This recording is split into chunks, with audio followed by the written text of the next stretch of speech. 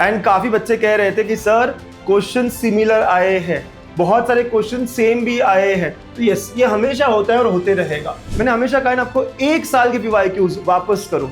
अरे सर 2 बार किया है, 3 बार करा है, कोई बात नहीं, वापस करो। आपको समझता है बार बार करने से कि क्या अप्रोच होना चाहिए इस तरह के क्वेश्चंस में, बहुत जरूरी है। देन सिमिलरली जो बच्चे 80 से 120 में है, अच्छा स्कोर है, सच में बहुत अच्छा स्कोर है। This is a good start for second attempt, क्योंकि यहाँ से इंप्रूव करते करते हम जाएंगे आराम से 130 140 प्लस।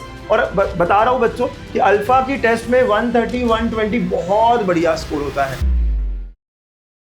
हेलो बच्चों, वेलकम टू गणित अंक।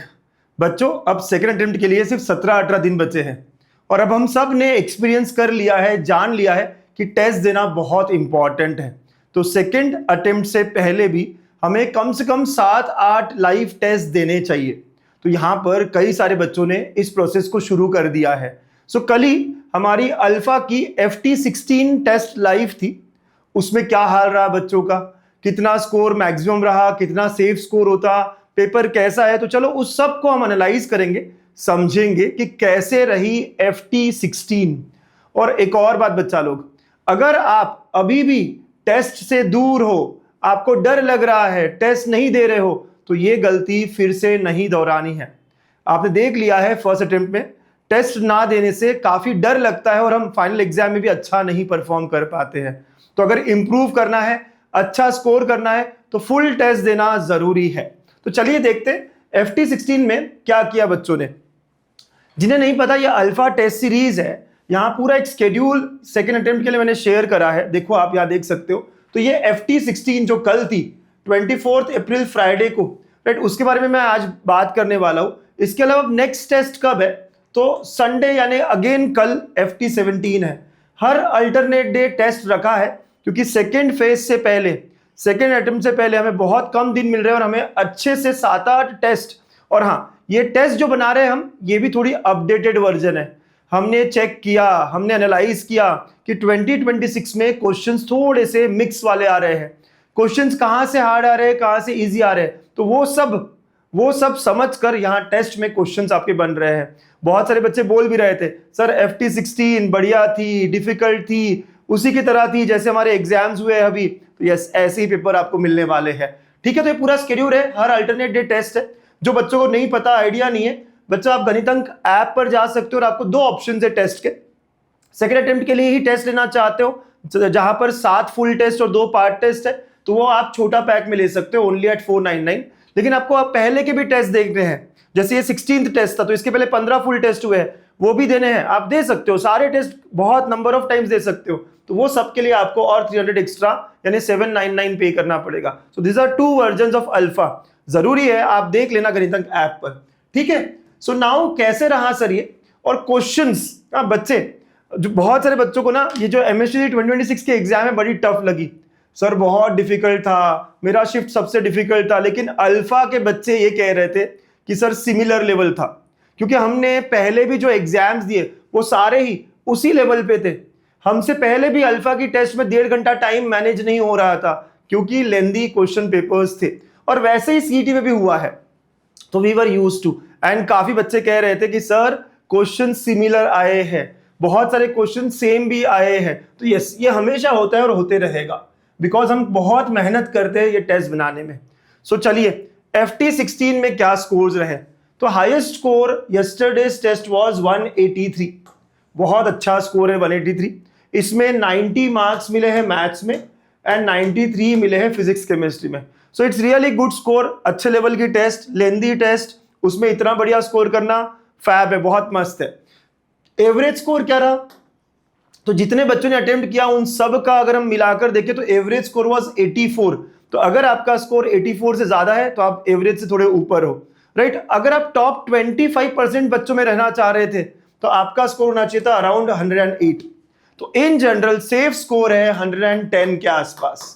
सो अगर आपकी पूरी पढ़ाई हो चुकी है, आप अच्छी पढ़ाई कर रहे हो और सोच रहे हो स्कोर कितना आना चाहिए था, तो 110 प्लस आना चाहिए था, राइट। ये एक सेफ स्कोर की तरह कहा जा सकता है। लेकिन अगर आपका स्कोर कम आया है तो आपको चेक करना पड़ेगा कि गलतियां हुई है या कुछ चैप्टर्स अभी भी नहीं किए हैं। सो हमें उस तरह इंप्रूवमेंट की तरफ जाना होगा।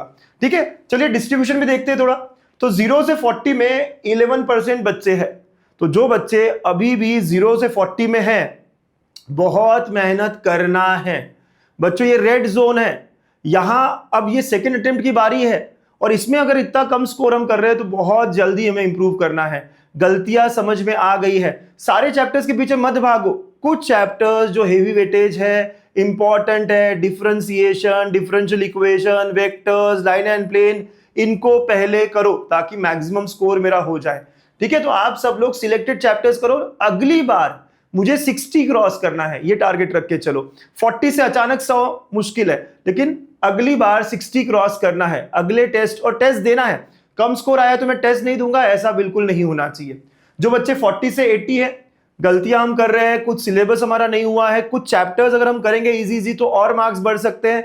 जैसे क्लास 11 के चैप्टर्स, लिमिट्स नहीं किया, कंटिन्यूटी नहीं किया, बहुत आसानी से स्कोर होता है। या कॉम्प्लेक्स नंबर्स नहीं किया, कोनिक सेक्शन नहीं किया, करो, इंप्रूव हो जाएगा स्कोर। कुछ गलतियां कर रहे हो, एनालाइज करो, थोड़ी प्रैक्टिस। और मैंने हमेशा कहा ना आपको, 1 साल के PYQs वापस करो।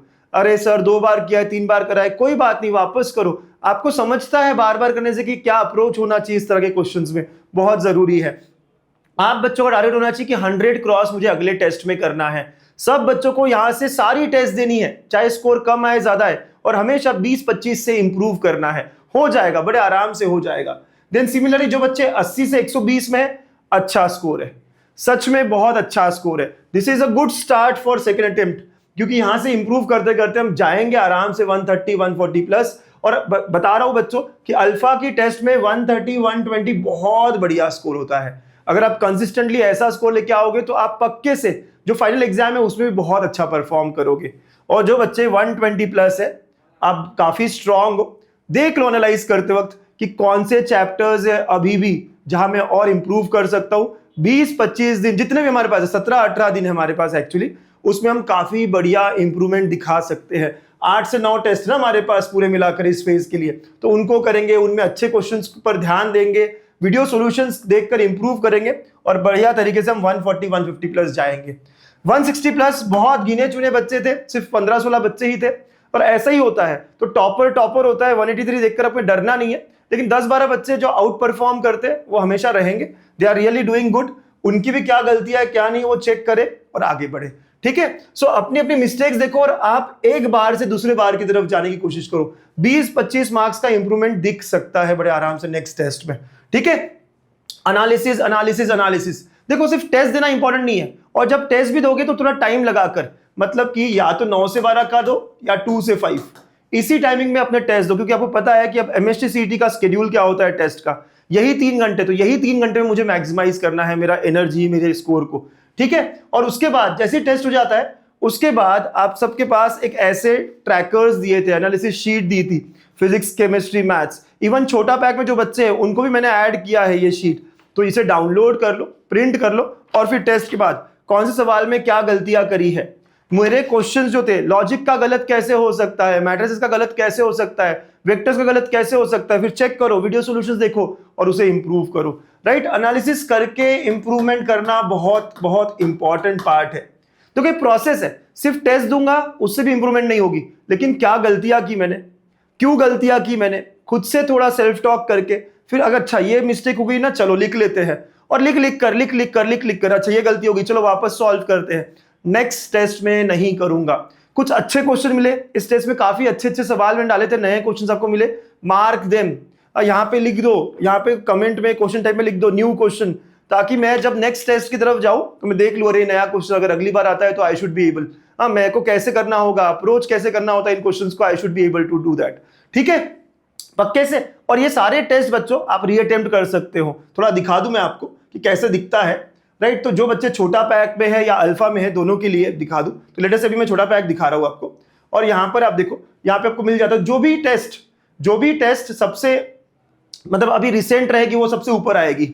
अगर FT17 फॉर एग्जाम्पल, FT17 अब कल टेस्ट है तो यहाँ ऊपर दिखना स्टार्ट हो जाएगा आपको, और जैसे ही वो हो जाता है फिर उसके बाद यहाँ सारी टेस्ट आती है। राइट, जैसे FT16 हो गई आपकी, तो FT16 ये लाइव हुई है तो लाइव यहाँ दिखेगी।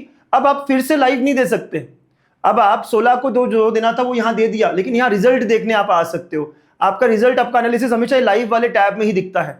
उसके नीचे जो रीअटेम्प्ट लिखा है ना, इसमें आप सेम टेस्ट को जितनी बार चाहो अटेम्प्ट कर सकते हो। या सर मेरी मिस हो गई, मैंने नहीं दी थी, मैंने तो अभी लिया, कोई बात नहीं, आप पुरानी टेस्ट भी दे सकते हो। यहां पर हर क्वेश्चन के नीचे वीडियो है, सॉल्यूशन है उसका, तो आप उस क्वेश्चन की गलती वही पकड़ सकते हो। ठीक है, उसके अलावा कुछ बच्चे होते हैं सर मेरे को फिजिक्स पूरा ही डिफिकल्ट जा रहा है, पूरा ही केमिस्ट्री डिफिकल्ट जा रहा है, तो चलो आप इस वीडियो सॉल्यूशन को लगाओ, राइट, और इस वीडियो सॉल्यूशन के थ्रू आप पूरा के पूरा फिजिक्स का, केमिस्ट्री का, मैथ्स का वीडियो सॉल्यूशन लगा के आप पूरे के पूरे टेस्ट को as a problem solving practice करते चलो। तो ऐसे सारे टेस्ट आपके पास अवेलेबल होंगे। ठीक है, तो आपको रीअटेम्प्ट करने का मौका है, जितनी बार चाहो आप कर सकते हो और प्रैक्टिस कर सकते हो। ठीक है, so understand the process. Test दिए बिना इंप्रूवमेंट नहीं होगा। ठीक है, तो टेस्ट देते रहना है। Okay, focus on improving your score. हर टेस्ट में मुझे 10-15 मार्क्स इंप्रूव करने, हर टेस्ट में मुझे 15-20 मार्क्स इंप्रूव करने। कैसे होंगे? कुछ चैप्टर्स रह गए हैं उन्हें इंप्रूव करो, कुछ चैप्टर्स पे और प्रैक्टिस करनी है करो, कुछ गलतियां है वो बार बार हाईलाइट करो कि अब ये गलती नहीं करूंगा, अपने आप इंप्रूवमेंट दिखेगी।